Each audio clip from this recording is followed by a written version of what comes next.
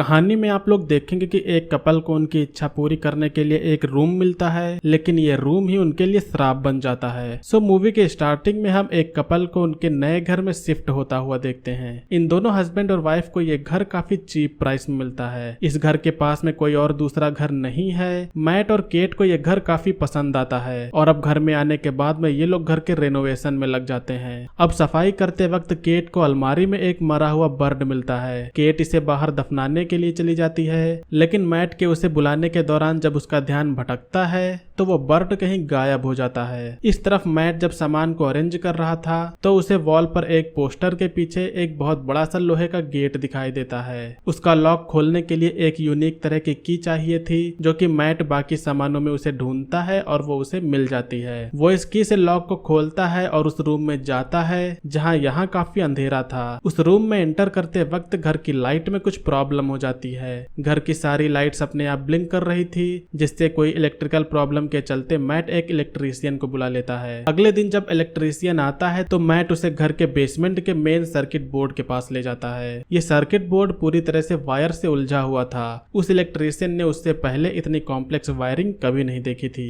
इसे ठीक करना उसके बस की बात नहीं थी। जिसके बाद में वो उस घर से जाने लगता है, मगर वो जाने से पहले मैट को इस घर की स्टोरी के बारे में बताता है। वो कहता है कि करीब 45 साल पहले इस घर में 2 लोगों का मर्डर हुआ था। ये सुनकर मैट काफी घबरा जाता है। वो सोचता है कि शायद यही कारण था कि इस घर का प्राइस काफी सस्ता था, लेकिन ये बात वो केट को नहीं बताता है। वो इंटरनेट पर इस स्प्रिंगवेल हाउस की घटना के बारे में सर्च करता है, जिसमें उसे पता चलता है कि मरने वाले कपल का नाम पॉल और मेडलिन था और जो मर्डरर था उसकी पहचान नहीं हो पाई, जिससे उसे जॉन डो के नाम से पुकारा जाता है। अब जैसा कि मैट एक आर्टिस्ट है तो वो उसका स्केच बनाकर रख लेता है और टेंशन को कम करने के लिए एक विस्की की बोतल उठाकर उसी रूम में चला जाता है। अब वो यहाँ पर उसी किलर के बारे में सोचते हुए ड्रिंक कर रहा था और जल्द ही उसकी बोतल खत्म हो जाती है। बोतल के खत्म होने के बाद उसे और शराब पीने का मन होता है। फिर वो बस इतना कहता है कि उसे और शराब चाहिए। फिर अपने आप लाइट बंद होती है और 1 सेकेंड बाद फिर जब लाइट जलती है तो उसके सामने एक नई बोतल आ जाती है, जो कि ये बोतल फुल थी। इसे देखकर मैट चौंक जाता है। अगले दिन जब सुबह होती है तो केट देखती है कि घर की लाइट बार बार ब्लिंक हो रही है। केट मैट को ढूंढते हुए उसी रूम की ओर जाती है जहां मैट कई सारे नए सामानों के साथ में रूम में था। मैट अब केट को ये महंगी पेंटिंग्स दिखाता है और कहता है कि तुम जो भी इस रूम से मांगोगी वो सब मिल जाएगा।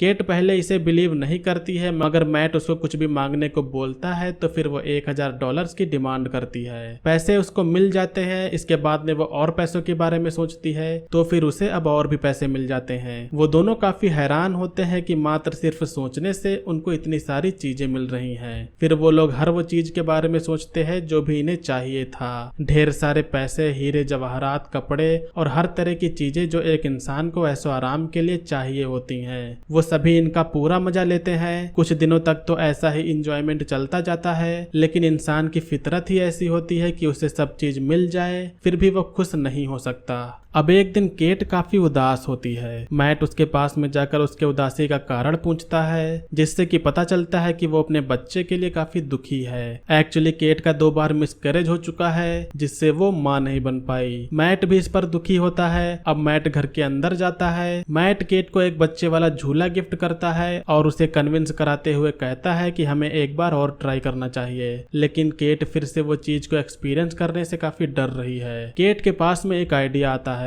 वो मैट से कहती है कि हम क्यों ना उसी रूम से एक बेबी को मांग लें, ना कोई मिसकैरेज होगा और ना ही कोई लेबर पेन का सामना करना पड़ेगा। मैट को यह आइडिया बिल्कुल पसंद नहीं आता है और वो केट को साफ इनकार कर देता है। केट अब काफी ज्यादा ओवर थिंकिंग में पड़ जाती है और उसके माइंड में अचानक से कुछ आता है, जिससे वो बिना मैट से पूछे रूम में जाके बच्चे को मांग लेती है। ये देखकर मैट काफी हैरान और गुस्सा हो जाता है। केट ने उससे बिना पूछे उस रूम से बच्चे को मांग लिया। वो केट से बहुत गुस्सा होता है और वो फिर से उसे रूम में जाकर बच्चे को वापस करने को कहता है, लेकिन केट ऐसा नहीं करना चाहती थी, जिससे मैट खुद बच्चे को ले लेता है और उसे वापस करने के लिए कहने ही वाला था, लेकिन वो ऐसा नहीं कर पाता है क्योंकि कम से कम इस बच्चे से केट खुश है और इसके ना होने पर वो और दुखी हो जाएगी। केट अब अपने बच्चे को पाके काफी खुश थी, लेकिन मैट जब जॉन डो के स्केच को देखता है तो वो उसके बारे में रिसर्च करके उससे मिलने का फैसला करता है। जॉन डो एक मेंटल हॉस्पिटल में था और मैट अब उस रूम से मांगे हुए पैसे लेके जॉन डो से मिलने निकल जाता है। मेंटल हॉस्पिटल में आने पर वो रिसेप्शनिस्ट से जॉन के बारे में पूछता है, जहां उसे पता चलता है कि जॉन से अभी तक सिर्फ रिपोर्टर से मिलने आया करते हैं। ये सुनकर जॉन भी अपने आप को रिपोर्टर ही बताता है। अब वो यहाँ जॉन डो से मिलता है, जो कि वो काफी बूढ़ा हो चुका था। मैट सीधा उससे उसी रूम के बारे में पूछता है और ये भी पूछता है कि तुमने उन लोगों को क्यों मारा था। जॉन बताता है कि उन्हें मारने के सिवा मेरे पास कोई और रास्ता नहीं था और जितना जल्दी हो सके तुम भी वो घर छोड़ दो। एक अजीब स्माइल के साथ में जॉन डो कहता है कि इंसान की इच्छाएं कभी खत्म नहीं होती हैं। अब मैट वहां से घर की ओर निकल जाता है। रास्ते में वो अपनी कार में पेट्रोल भरवाने के लिए एक गैस स्टेशन पर रुकता है, लेकिन जब वो पैसे देने के लिए अपनी जेब में हाथ डालता है तो उसे वहां सिर्फ मिट्टी मिलती है। ये देखकर वो काफी चौंक जाता है। वो फिर तुरंत अपने घर में जाकर दूसरी चीजों को घर के बाहर फेंकता है। फिर उसे पता चलता है कि इस रूम से मंगाई गई चीज अगर घर से बाहर जाएगी तो वो मिट्टी बन जाएगी। मैट अब काफी गुस्से में उस रूम में जाकर उसकी दीवारों को तोड़ने लगता है। उसे घर में हर जगह पर बस वही वायरिंग्स मिलती हैं। अब इसके बाद में केट अपने बच्चे को लेके बाहर फ्रेश एयर में जा रही थी। मैट उसे बाहर जाने से रोकता है। वो कहता है कि बाहर जाना सेफ नहीं है, लेकिन केट मैट की बात को इग्नोर करके बाहर चली जाती है। मैट पहले तो ये सब होने देना चाह रहा था, लेकिन उसका मन बदलता है और वो जल्दी से जाके केट और बच्चे को अंदर ले आता है। लेकिन तब तक कुछ ही देर में 2 दिन का बच्चा 8 साल का हो जाता है। केट को बिल्कुल समझ नहीं आता कि आखिरकार ये क्या हुआ। वो बहुत घबरा जाती है और वो मैट से पूछती है कि ये क्या हो रहा है। मैट बताता है कि इस रूम से मांगी गई चीज अगर इस घर से बाहर जाएगी तो उसकी एजिंग प्रॉपर्टी बढ़ने लगती है, जिसके बाद में आखिरी में वो मिट्टी बन जाता है। केट अपने बच्चे से बहुत प्यार करती है। वो उसे अपने से जुदा नहीं करना चाहती थी, इसीलिए केट उसे अब कभी बाहर नहीं जाने देगी। केट उस बच्चे का नाम सेन रखती है। केट सेन को घर के अंदर ही पढ़ाती है। उसका हर काम वो घर के अंदर ही करती है, लेकिन सेन हमेशा घर के बाहर ही देखा करता था और अपनी मम्मी से यही बात पूछता रहता था कि मैं बाहर क्यों नहीं जा सकता। केट कहती है कि तुम बीमार हो और बाहर नहीं जा सकते। एक दिन मैट का पार्सल आता है जिसमें उसने एक गन मंगाई थी। उसे पता था कि किसी न किसी दिन उसे इसकी जरूरत पड़ेगी। मैट गन से गोली चलाने की प्रैक्टिस भी करता है। एक दिन सेन दरवाजे से बाहर हाथ निकालकर फ्रेश एयर फील कर रहा था, जिससे केट जल्दी से आके उसे अंदर कर लेती है और केट यहाँ घर के सभी बाहर जाने वाले हिस्सों को बंद कर देती है। मैट इसे देख के काफी गुस्सा होता है, लेकिन केट सेन के लिए काफी सीरियस थी। रात हो जाने पर सेन केट के पास में सोने के लिए आता है। वो कहता है कि उसे हमेशा उसी के साथ रहना है। मैट अभी भी सेन को अपना बेटा नहीं मानता है। सेन उन दोनों की सारी बातें सुना करता था। उसे उस रूम के बारे में कुछ कुछ पता चलने लगा था। वो रूम में जाकर वहाँ के नक्शे और वायरिंग को देखता है। अब अगले दिन मैट जब सो के जगता है तो उसे यहाँ एक नया स्नोबॉल मिलता है, जबकि पिछली रात ये टूट गया था। मैट जान जाता है कि ये सेन ने किया है। वो केट को लेके सेन के पास जाता है, जहाँ वो देखते हैं कि सेन ने अपनी इमेजिनेशन से उस रूम के अंदर ही एक बहुत बड़ी सी दुनिया इमेजिन कर ली है। केट तो इसे देख के काफी खुश थी, लेकिन मैट इससे खुश नहीं था। वो सेन को बाहर ले जाता है और इस रूम में कभी न जाने को कहता है। मैट केट से लड़ते हुए कहता है कि तुम्हें अंदाजा नहीं है कि वो लड़का क्या कर सकता है। उसका बिहेवियर भी नॉर्मल बच्चे से अलग है। वो हमेशा गुस्से में रहता है। इस दौरान अब फोन आता है। मना करने के बावजूद भी सेन ने फोन उठा लिया, लेकिन जल्द ही मैट आके फोन ले लेता है। फोन पर इधर जॉन डो था। जॉन जान जाता है कि मैट ने एक बच्चे को रूम से मांगा है। मैट पूछता है कि क्या कोई रास्ता नहीं है कि रूम से मांगी गई चीज गायब न हो। इधर केट भी उनकी बातें सुन रही थी। जॉन कहता है कि जान के बदले जान। जिसने भी बच्चे को मांगा है उसे मरना होगा, जिससे वो बच्चा नॉर्मल जिंदगी जी पाएगा। जॉन रिवील करते हुए कहता है कि मेरे पेरेंट्स ने भी मुझे रूम से मांगा था और मैंने उन्हें जिंदा रहने के लिए मार दिया। केट इधर से ये सुन के काफी दुखी हो जाती है और फिर वो अब यहाँ से कार से निकल के चली जाती है। मैट अब काफी परेशान है क्योंकि काफी देर से केट का कोई फोन भी नहीं लग रहा। केट कार को चलाते हुए बस यही सोचती जा रही है कि अगर वो मर जाए तो उसका बेटा जिंदा रहेगा। वो अपने आप को मारने का ट्राई करती है, लेकिन उससे ये नहीं हो पाता। इधर घर पर सेन और मैट होते हैं। मैट को वैसे भी सेन से चिढ़ थी। वो सेन पर यहाँ पर जो भी हो रहा था इसके लिए उस पर गुस्सा करता है, लेकिन मैट को जल्दी रिग्रेट होता है क्योंकि आखिरकार सेन है तो एक बच्चा ही। मैट अब सेन के पास में जाकर उसे कहानी सुनाते हुए सुला देता है। अगले दिन केट जब घर आती है तो वो मैट और सेन को दोनों को साथ में देख के काफी खुश थी। मैट के जगने के बाद में दोनों लोग एक दूसरे से सॉरी बोलते हैं और इसके बाद में दोनों में रोमांस होता है, लेकिन ये सब सेन दरवाजे से देख रहा था।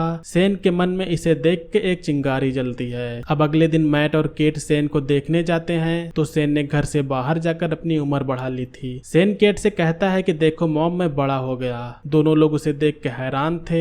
मैट देखता है कि उसके पास में गन भी है। सेन बड़ा तो हो गया है लेकिन उसका बिहेवियर अब भी बच्चों जैसा है। अब इसके बाद में मैट और सेन में फाइट होती है। इस दौरान केट का सर टकरा जाता है और उसके सामने सब ब्लैकआउट हो जाता है। कुछ समय बाद में केट की आंख खुलती है। मैट उसके सामने था और वो उसे कहता है कि सब ठीक है। सेन मर गया और उसकी बॉडी बाहर जाके मिट्टी बन गई। केट बाहर जाती है और मैट भी उसके साथ में बाहर जाता है। दिखने से लग रहा है कि दोनों लोग खुश हैं, बट एक्चुअली जिसको हम मैट समझ रहे हैं वो मैट है ही नहीं, वो सेन है और ये दुनिया रूम के अंदर है। मैट की इधर आंख खुलती है और वो दरवाजे के अंदर आने की कोशिश करता है, लेकिन ये डोर लॉक था, मगर फिर भी मैट किसी तरह दीवार को तोड़ के अंदर चला आता है। इधर केट को भी नहीं पता है कि ये सेन है। केट को मगर मैट का बिहेवियर काफी अजीब लग रहा था। वो काफी अजीब ढंग से खाने को खा रहा था और जब मैट कोल्ड ड्रिंक पीता है तो आइस को मुंह से क्रश करता है। इससे केट को कुछ आइडिया हो जाता है कि कुछ गड़बड़ है। सेन अब केट के पास में आके उसे टच करने लगता है। इधर मैट जल्दी से यहाँ इस नकली दुनिया में आगे बढ़ता है। उसे पता है कि सेन ने ये दुनिया केट को पाने के लिए बनाई है और अब जल्दी से मैट केट को बचाने के लिए भागता है। इधर सेन केट के साथ में जबरदस्ती कर रहा था, लेकिन मैट अब जल्द ही यहाँ पहुंच जाता है। केट अपने आप को बचा के भागती है, जहाँ वो दो मैट को अब अपने सामने पाती है। वो कंफ्यूज्ड है कि इसमें से असली कौन है, लेकिन सेन का नाम पुकार के केट जान जाती है कि ये सेन है और वो उसे धक्का दे देती है। गिरने के बाद में सेन अपने असली रूप में आ जाता है। अब दोनों लोग यहाँ से जल्दी से भागते हैं। वो रूम से निकलकर असली घर में पहुंचते हैं। पीछे से सेन भी आ रहा था, जिसे मैट उसे घर से बाहर कर देता है। अब घर से बाहर जाते ही मैट बूढ़ा होने लगता है। कुछ ही पल में वो काफी बूढ़ा हो जाता है और जल्द ही देखते देखते वो राख बन के गायब हो जाता है। तो इस तरह से सेन का अंत हुआ। अब 1 महीने बाद हम इन दोनों को एक मॉडल में देखते हैं। केट ने अभी प्रेगनेंसी टेस्ट किया है, इसमें उसका रिपोर्ट पॉजिटिव आया है, लेकिन केट को नहीं पता है कि यह बच्चा मैट का है या फिर सेन का। उसे अब भी डर है कि वो असली दुनिया में है या फिर उसी रूम में ही है। पास की लाइट के ब्लिंक होने के साथ में ये मूवी इसी मिस्ट्री के साथ में खत्म होती है। सो गाइस, ये थी 2019 की एक थ्रिलर मिस्ट्री मूवी का एक्सप्लेनेशन। मूवी का नेम है द रूम। उम्मीद करता हूँ कि आप लोग ने मूवी के एक्सप्लेनेशन को एंजॉय किया होगा। मूवी का एक्सप्लेनेशन अगर आपको पसंद आए तो वीडियो को लाइक करिएगा। चैनल पर अगर आप लोग नया हो तो सब्सक्राइब करिएगा। आज की वीडियो के लिए बस इतना ही। मिलेंगे अगले वीडियो में, तब तक के लिए बाय।